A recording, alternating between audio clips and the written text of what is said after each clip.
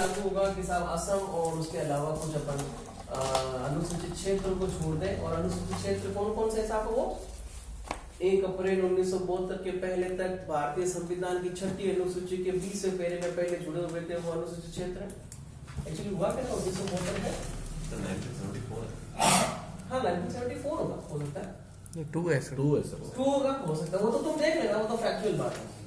क्या है साहब कि ये अपन इंडिया की बात करें कि साहब ये हमारा देश इंडिया है, ऐसा ही है, ये तो नहीं है, कुछ कुछ ऐसा ही है। ये जो पूरा प्रांत होगा, ये जो पूरा प्रांत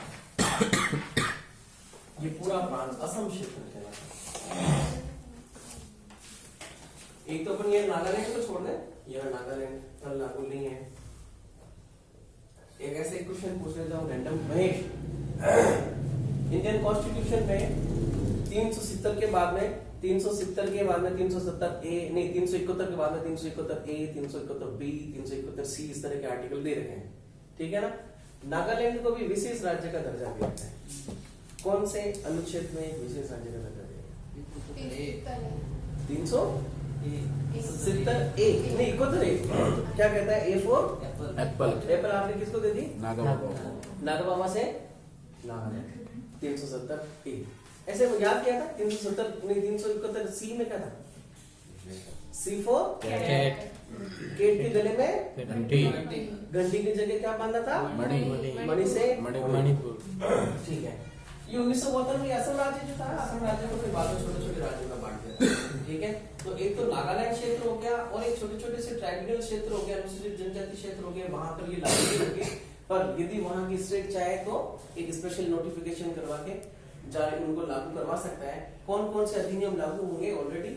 इससे पहले कि हम सीआरपीसी पढ़ रहे थे तो कौन कौन से चैप्टर लागू कर रहे थे वहां पर? 8 10 11 जाहिर सी बात है। अब क्या क्या हो गया होगा? ये 9 11 एक चैप्टर आगे आगे जो चैप्टर अपन 5A के नाम से पढ़ रहे थे उस 5A को अपन ने 6 कर दिया, तो जाहिर सी बात है एक चैप्टर आगे सरक गया। 8 से 9 बन गया, 10 से 11 बन गया, 11 से 12 बन गया। ये चैप्टर तो ऑलरेडी लागू होंगे क्योंकि ये कार्यपालिक मजिस्ट्रेट के संबंध में। यहाँ पर जो चैप्टर नंबर 10 है वो चैप्टर नंबर 10 किसके बारे में बात करेगा? फिर मेंटेनेंस के बारे में, जो अपन सीआरपीसी के प्रोविजन 125 से 128 तक पढ़ते थे मेंटेनेंस के, तो सेम उसी प्रोपोर्शन में ये वाले सेक्शन थोड़े से आगे आ जाएंगे। बातें एज इट इज वो की वही एक्चुअली की हुई है, ठीक है ना। कौन कौन सा मजिस्ट्रेट है, क्या क्या नहीं है। तो सीआरपीसी का हमने फर्स्ट प्रोविजन देख लिया, सेक्शन ये। सेक्शन नंबर 2 की बात करूं तो सेक्शन नंबर 2 में 2 सेक्शन दे दिए, सब सेक्शन नंबर 1 और सब सेक्शन नंबर 2। इस सब सेक्शन नंबर 1 में क्या क्या डेफिनेशंस दी थी, इसमें परिभाषाएं पहले कितनी परिभाषाएं थी?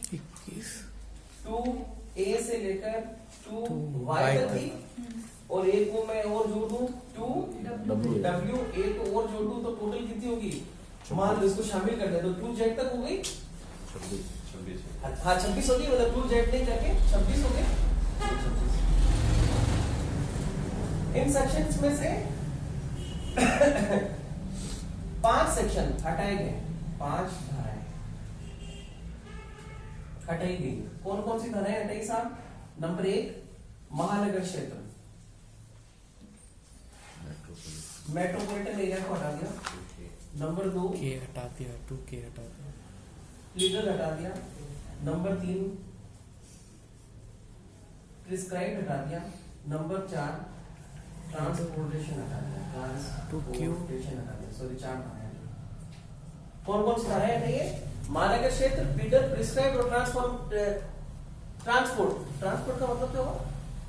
मिसाल यदि सीआरपीसी में किसी शब्द को उल्लेख नहीं कर रखा है तो हम लोग कहां से ले लेंगे? Word and expression, word IPC से। सेक्शन देखो पुराने सीआरपीसी का सेक्शन नंबर 2Y निकालो, word and expression. Word and expression किसका ले रखा है? आईपीसी का, केवल आईपीसी का ले रखा है। आईपीसी, हाँ देखो तो आईपीसी। अब इसको क्या किया? इस 2Y को क्या किया? इस सब सेक्शन नंबर 2 में डाल दिया, 2 के सब सेक्शन 2 में डाल दिया। लिखा सीआरपीसी में कोई वर्ड नहीं लिखा है तो उसका मतलब अपन या तो इंफॉर्मेशन टेक्नोलॉजी एक्ट से या फिर भारतीय न्याय संहिता से लिखेंगे। और ये भारतीय न्याय संहिता क्या है? पुरानी वाली आईपीसी को रिपील किया गया। अच्छा, आप एक शब्द अच्छा था, बहुत अच्छा है कि साहब REPEAL, यही है रिपील की स्पेलिंग। रिपील किया है, डिलीट नहीं किया। डिलीट की स्पेलिंग बताओ साहब। सही है। सही नहीं टी डिलीट। रिपील और डिलीट का क्या अंतर है? डिलीट तो पूरा क्या लिखा होता है? डिलीट तो कोई भी कर सकता है, रिपील तो यही करेगा। डिलीट तो पूरा डिलीट कर दिया यो, हटा अब दिया। उपयोग में नहीं लगेगा। रिपील में जब Repeal तक गवर्नमेंट चाहे तो बाद में नोटिफिकेशन से वापस वो जारी कर एक्सिस्टेंस में ला सकते हैं। जबकि वास्तविक इंटरप्रिटेशन क्लोज की बात करूं मैं, 1889 का एक है इंटरप्रिटेशन क्लोज है, कह रहा है रिपील का मतलब ये होता है कि साहब जो पुरानी वाला लॉ था जो एग्जिस्टेंस में था उसको ऐसा माना जाएगा कि उसको कभी पारित ही नहीं किया है, कभी पारित ही नहीं हुए, कभी पारित ही नहीं हुई है, ऐसा प्रभाव माना जाएगा। तो कभी पारित ही नहीं हुई है, तो इसका मतलब तो ये हुआ कि 1973 की जो सीआरपीसी थी, सॉरी 1973 में तो लागू हुई है। 1973 की जो सीआरपीसी थी उस दरमियान किसी विक्टिम को कोई न्याय मिला है, आप करो कि साहब वो तो ऐसी थी जो कभी पारित ही नहीं हुई थी। इसका मतलब जिसको किसी को न्याय मिला है या किसी को कंपनसेशन मिला है वो वापस ले जाएगा क्या? ये साहब वो तो क्या हो गया, वोइड हो गया मामला। समझ रहे? रिपील का मतलब हकीकत में तो यही है, इसका प्रभाव ये समझा जाएगा कि वो कभी पारित ही नहीं हुई, मतलब रिपील जो कुछ भी होगा उसका रेट्रोस्पेक्टिव इफेक्ट होगा। जबकि डिलीट केवल और केवल प्रोस्पेक्टिव इफेक्ट, जिस तारीख को डिलीट किया गया उस दिन के बाद में वो नहीं रहेगी, उसके पहले के लिए वो रहेगी। तो शब्द रिपील इस्तेमाल किया गया है, डिलीट नहीं किया। तो अब रिपील इस्तेमाल किया गया है, कभी पारित ही नहीं हुई है ऐसा भी कहते हैं, तो फिर आप इसको जस्टिफाई कैसे करोगे कि किसी विक्टिम को कंपनसेशन दिया था 2 लाख रुपए विक्टिम कंपनसेशन स्कीम के दौरान 357 या 357 BC में दिलाया था, तो क्या वापस ले गए? शब्द आया है सेक्शन नंबर 5 में, सेविंग क्लोजेस। क्या कहता है? कुछ प्रभाव, व्यावर्तियां, कुछ प्रभाव जो पुरानी अधिनियम की थी वो अभी भी एक्सिस्टेंस में रहेगी। सेम इसी तरह की बात करूं कि साहब इंडियन कॉन्स्टिट्यूशन का आर्टिकल 13 कहता है कि संविधान की पूर्व की जो विधियां है वो विधियां वोइड नहीं हो जाएगी, मृत प्राय रहेगी। यदि सेक्शन नंबर में आर्टिकल नंबर 13 में दी गई विधि की अनुप्रयोगकूलता के विरुद्ध वो वाली ऐसा अमेंडमेंट हो जाए कि पूर्व की विधि अनुकूल हो जाए, तो फिर ये वापस से एक्सिस्टेंस कर जाएगी। नंबर 1 बात निष्क्रिय हुई है, वो किसके हक में निष्क्रिय हुई है? भारत के नागरिकों के हक में निष्क्रिय हुई है, अनागरिकों के हक में निष्क्रिय नहीं हुई, उनमें तो अभी भी वो एक्टिव है। इस निष्क्रिय का मतलब यदि मैं इसको वोइड डिक्लेयर कर देता, शून्य डिक्लेयर हो जाती, तो अनागरिकों के विरुद्ध भी तो भारत का संविधान लागू हो जाता, तो साहब अभी तो इस वजह से ये बहुत ही चुनिंदा शब्द को इस्तेमाल किया गया है कि साहब डीएक्टिवेट किया गया है, निष्क्रिय किया गया, इनएक्टिव किया गया, वोइड नहीं किया। वोइड नहीं करने का कारण भी यही होगा। अच्छा, फिर ये सवाल कि यदि हम रिपील कर रहे हैं तो रेट्रोस्पेक्टिव रूप से कर रहे हैं, फिर सेक्शन नंबर 5 में उसी के प्रोविजंस को हम जिंदा कैसे रख रहे हैं? इस बात की तार्किकता को तय करें तो क्या सवाल आएगा? इस पर अपन तर्क और कुतर्क करें तो रिपील कौन कर सकता है साहब? क्या न्यायपालिका कर सकती है, विधानपालिका भी कर सकती है? क्या कोई भी एक्ट संशोधन करके या फिर रिपील करके न्यायपालिका जुडिशरी इस तरह की घोषणा कर सकती है क्या आज के बाद में? जबकि हम सेक्शन नंबर आर्टिकल नंबर 13 में देखते हैं कि न्यायपालिका जुडिशियल रिव्यू करके किसी भी एक्ट को वही डिक्लेयर कर सकती है। वही डिक्लेयर का मतलब रिपील हो गया। तो सवाल ये कि साहब जब आप रिपील के प्रोविजंस को रेट्रोस्पेक्टिव रूप से लागू कर रहे हो पर फिर भी सेक्शन नंबर 5 का उसी के प्रभावों को वापस चालू रख रहे हैं, इसकी तार्किकता कैसा है कि न्यायपालिका किसी भी कानून को रिपील नहीं कर सकती, पर फिर भी कॉन्स्टिट्यूशन के आर्टिकल 13 में रिपील किए जाने के प्रोविजन किसी भी विधि को मौलिक अधिकारों से असंगत होने की स्थिति में वोइड डिक्लेयर किया जा सकता है, और ये वोइड डिक्लेयर किए जाने की पावर इतनी अथाह है जितनी की रिपील, ये ज्यादा शक्तिशाली प्रोविजन है। तो इसके बावजूद भी वो क्या है, रेट्रोस्पेक्टिव इफेक्ट से लागू हो रहा है और ऐसा माना जाएगा कि कभी वो एक्जिस्टेंस में था ही नहीं, मगर फिर भी सेक्शन नंबर 5 के हवाले से इस तरह की कहानी कर दी गई। समझ रहे हो? इंटरप्रिटेशन क्लोज की बात की वापस आ रहे हैं हम लोग। क्या कहा कि साहब सेक्शन नंबर 2 में इन 4 सेक्शंस को हटाया गया है और 2 2y का जो क्लोज था जिसमें हमने ट्रांसपोर्टेशन की बात की थी, उस ट्रांसपोर्टेशन को 2 में जोड़कर सेक्शन नंबर 2 के सबसेक्शन नंबर 2 में कर दिया 2 एक्ट। कौन कौन से? इंफॉर्मेशन टेक्नोलॉजी एक्ट और बीएनएस का मतलब क्या है? भारतीय न्याय संहिता है। ये आईपीसी नहीं है, ये भारतीय न्याय संहिता है। तो इसमें यदि कोई टर्म नहीं दे रखे तो उनकी टर्म को हम इन दोनों से ले लेंगे। कल जब हमने इस अधिनियम का उद्देश्य देखा था तो उसमें मैंने क्या कहा था? सूचना प्रौद्योगिकी या फिर इंफॉर्मेशन टेक्नोलॉजी को इसमें मिश्रित किए जाने के लिए हमने प्रोविजन किया है, जिससे कि कुछ एविडेंस और कुछ प्रूफ हमारे पास होने के बावजूद भी न्यायपालिका में क्योंकि उसको मिश्रित नहीं किया जा पा रहा था, तो नागरिक अपने आप को डिप्राइव्ड समझ रहे थे, अपने आप को न्याय से पहुंच से दूर समझ रहे थे, तो नागरिकों को भला नहीं हो पा रहा था। इसलिए क्या कर दिया? भारतीय नागरिक सुरक्षा संहिता के नाम से हमने इस तरह की कहानी की है। तो ये 4 सेक्शंस हटा दिए गए, महानगर क्षेत्र, प्लीडर, प्रिस्क्राइब और ट्रांसपोर्टेशन। और इसके अलावा 5 सेक्शंस नए जोड़ दिए गए। कौन कौन से 5 सेक्शन नए जोड़े साहब? नंबर 1 सबसे पहला सेक्शन 2(1) जिसको हमने कहा ऑडियो वीडियो कॉन्फ्रेंस वगैरह से क्या लिखते हैं? स्वर्ण 10 से ऐसा कोई ऐसा उसका मतलब है कि ना ऑडियो वीडियो रिकॉर्डिंग है क्या है? ये जो पेंसिल लगी हुई ना वहां से निकालो। और इंग्लिश में क्या लिखा? Audio video electronic means. Electronic means audio video electronic means क्या लिखा है? सेक्शन नंबर 2 के 1 में एक ये नई डेफिनेशन दे दी, दूसरी नई डेफिनेशन दे दी किसकी? बेल की। तीसरी नई डेफिनेशन दे दी बेल बॉन्ड की। चौथी नई डेफिनेशन दे दी बॉन्ड की। और 5वीं नई डेफिनेशन इलेक्ट्रॉनिक कम्युनिकेशन। सर अपन कंपैरेटिव चलेंगे, पुरानी बढ़ाओ ना सर। पर अपन ये बस केवल सेक्शन नंबर 2 को ही पढ़ेंगे, बाकी फिर उसी के हिसाब से पढ़ेंगे। एक बार आपको थोड़ा सा पता चल जाए इलेक्ट्रॉनिक कम्युनिकेशन। हालांकि पढ़ने में अपन लोग, मैं कल के सीरियसली आगे निकलना चाह रहा था कि वहीं से अपन पढ़ते हैं, पर एक बार सेक्शन नंबर नहीं, इसमें जो नए सेक्शंस दे रखे हैं उनकी बात करेंगे, फिर अपन पुराने से पढ़ेंगे। क्या क्या सेक्शन है? Audio video electronic means, bail bond electronic means और इलेक्ट्रॉनिक कम्युनिकेशन ही तो था। 1 2 3 4 5 हो गए 5 से। ऑडियो वीडियो इलेक्ट्रॉनिक मीन्स में क्या कहा है? इसमें शामिल है, क्या लिखा है? It includes. डेफिनेशन नहीं दी, डेफिनेशन पढ़ो जरा। It includes include use of any communication shall include. Definition नहीं दी है, क्या बताया है? इसके अंदर क्या क्या शामिल होगा?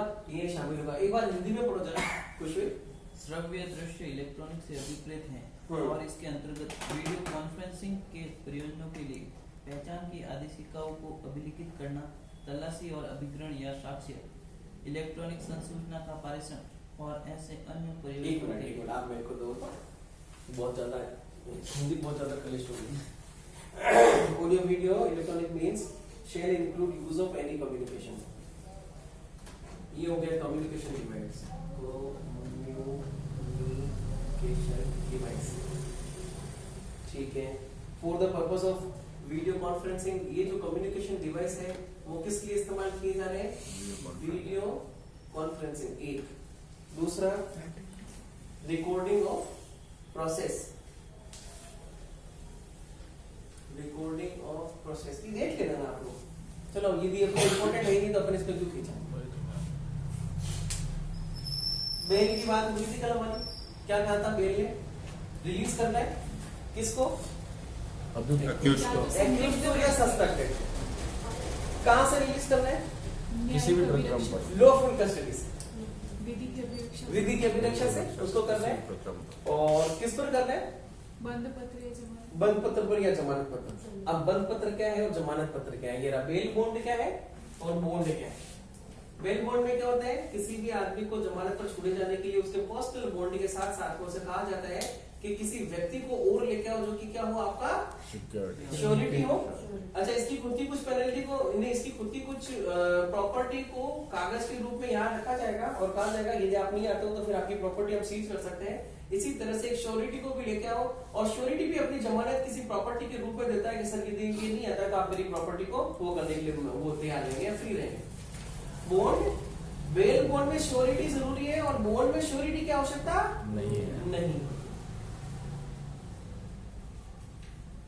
1 2 3 4 और इलेक्ट्रॉनिक कम्युनिकेशन ये अपन पढ़ेंगे जब कभी हमें जरूरत रहेगी। ठीक है, इस तरह से पुराने सीआरपीसी और नई सीआरपीसी में सेक्शन नंबर 2 में एक आमूलचूल परिवर्तन हुआ है जिसमें 4 सेक्शन हटाए हैं, 5 सेक्शन नए जोड़े हैं और सब सेक्शन नंबर 2 में क्या कर दिया, ट्रांसपोर्टेशन को 2Y को हटा के यहाँ पर डाल दिया और कौन कौन से एक्ट को डाल दिया, IT और yes। भारतीय न्याय संहिता। अब आगे चलो, कल हमारी कहानी कहाँ खत्म हो गई थी, ऋतिक क्यों नहीं आया यार, माधुरी जी का बजट है खास क्या? ऋतिक मान लो यदि वहां नहीं लिखी थी तो सीआरपीसी क्या कहता है, सीआरपीसी में शेड्यूल है, schedule number 1, schedule number 2, first में कितने part, part number A, part number B और पार्ट नंबर B क्या कहता है जनाब, कल ही पढ़ा था स्टेबल वाली 36 वो तो ये है, इसमें क्या है,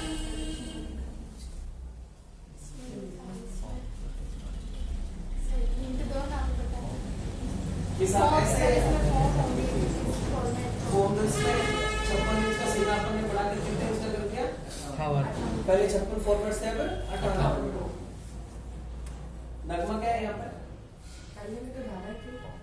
जीतू क्या है, अदर देन आईपीसी, ये तो आईपीसी का ऑफेंस है, आईपीसी की जगह हम अभी ले लेंगे भारतीय नागरिक बीएनएस के अलावा जो भी ऑफेंस है 3 साल से कम की सजा, 3 साल से ज्यादा की सजा, 7 साल से कम और 7 साल से ज्यादा, ये जो दोनों ऑफेंस है ये तो कहा था कि संज्ञेय अपराध का होना पता कैसे करोगे, सीआरपीसी के शेड्यूल नंबर 1 में पार्ट नंबर बी में दिए गई डेफिनेशन के अकॉर्डिंग 3 साल से कम का अपराध जो कि बीएनएस के अलावा का है तो वो असंज्ञेय होगा, बाकी सब ऑफेंस संज्ञेय। कहानी हम लोग कल की पढ़ चुके हैं, क्या हो चुका था, यहाँ पर एफआईआर आ चुकी है और जब हम पुरानी पढ़ रहे तब तो फिर हम लोग को एतराज ही नहीं, ये तो पूरी रटी हुई है अपने, जिस तरह से आपके रटी हुई उसी तरह से मेरे भी। क्या कहते हैं, संज्ञेय अपराध है तो एफआईआर दर्ज कराई जाएगी। एफआईआर कौन से सेक्शन में, 154, पुलिस रिपोर्ट कौन से सेक्शन में, 172, कॉग्निजेंस कौन से सेक्शन में, 190, गिरफ्तारी कौन से सेक्शन में, 46, सेक्शन नंबर 41 से सेक्शन नंबर 68 तक गिरफ्तारी के सारे प्रोविजंस। फिर भी नहीं आता है तो समन कौन से सेक्शन में, 61 टू 69। यदि नहीं आता है तो वारंट कौन से सेक्शन में, सेक्शन नंबर 70 टू 81। यदि फिर भी नहीं आता है तो प्रॉपर्टी को प्रोटेक्ट किया जाना, सेक्शन नंबर 82 टू 90 में नहीं लेकर अपन 86 तक ही कहेंगे, फिर 87, 88, 89 और 90 ये 4 प्रोविजंस अलग है। क्या किसी भी आदमी को तलाशी किए जाने के लिए समन इशू कर सकता है कोर्ट, 91, 92। तलाशी के लिए वारंट इशू किया जा सकता है 93, 94, 95 क्या कह रहे हैं, घर में यदि किसी आदमी ने कागज ऐसे छपवा दिए जो कि स्टेट गवर्नमेंट की किसी प्रक्रिया पर कर रहा है तो उनको सीज किया जा सकता है, संप्रहत किया जा सकता है। फिर 96 में क्या कहा, छुड़ाने के लिए हाईकोर्ट में, छुड़ाने के लिए ऐसे संप्रहत किए जाने के 2 महीने के अंदर अंदर हाईकोर्ट में एप्लीकेशन करनी पड़ेगी। 97 और 98 6 से 7 में सभी में कौन, महिला या पुरुष किसी को भी गैर कानूनी तरीके से कस्टडी में रखा है तो एग्जीक्यूटिव मजिस्ट्रेट या जुडिशियल मजिस्ट्रेट के समक्ष अपन एप्लीकेशन पेश कर सकते हैं। और 8 ऐसे औरत केवल महिलाएं परिवार पर एफिडेविट, ठीक हो गया सीआरपीसी 4 सेक्शन तक। तो वापस बात करते हैं अपन, बहुत अच्छी अच्छी बातें करते हैं। ये तो 3 दिन एफआईआर दर्ज हो गई, एफआईआर दर्ज करके पुलिस ने इन्वेस्टिगेशन कर लिया। जैनब इन्वेस्टिगेशन को डिफाइन करो बेटा, अन्वेषण। ये तो आपने बता दी, हिंदी बहुत प्यारी है। परिभाषा भी बता दो। पुलिस के द्वारा की जाती है। ठीक है, पुलिस के द्वारा क्या किया जाता है? 1 मिनट। 2 मिनट ले।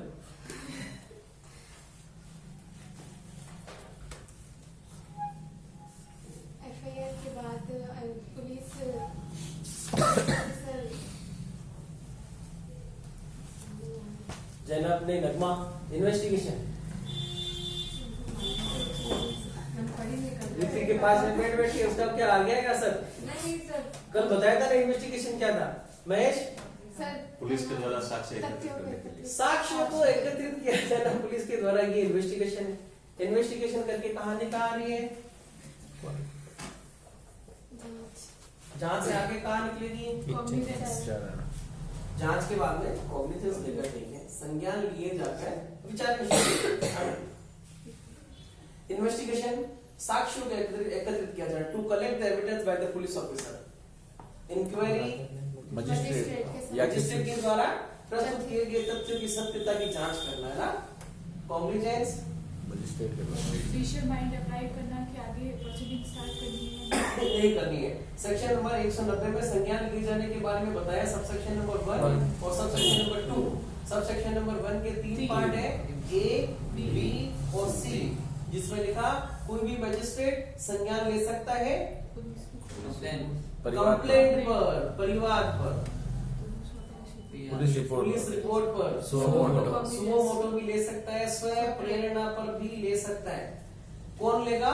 फर्स्ट प्रथम क्लास वर्ग judicial magistrate, first class judicial magistrate. यहाँ क्या लिखा? सेकंड क्लास भी ले सकता है, हाई कोर्ट एंड कोर्ट।